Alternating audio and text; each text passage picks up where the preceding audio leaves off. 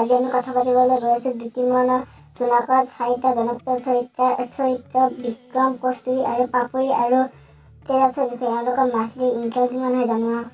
প্ৰথমতে জানো বিক্ৰমৰ ৰিয়েল নাম হ'ল কমল লোচন ডেকা। ইনকাম তেওঁ 25,000 পৰা 30,000 কৰে। তাৰ পাছত আহিল পাপৰি অৰ্থাৎ মালা গোস্বামী, এওঁৰ ইনকাম 15,000 পৰা 18,000 হয়। তাৰপিছত তেজাছ অৰ্থাৎ জ্যোতিনাৰায়ণ নাথ, এখেতৰ ইনকাম 20,000 পৰা 25,000 হয়। তাৰপাছত আহিল আমাৰ সকলোৰে মৰমৰ কস্তুৰী উপাসনা প্ৰিয়ম, ইনকাম 25,000 পৰা 30,000 হয়।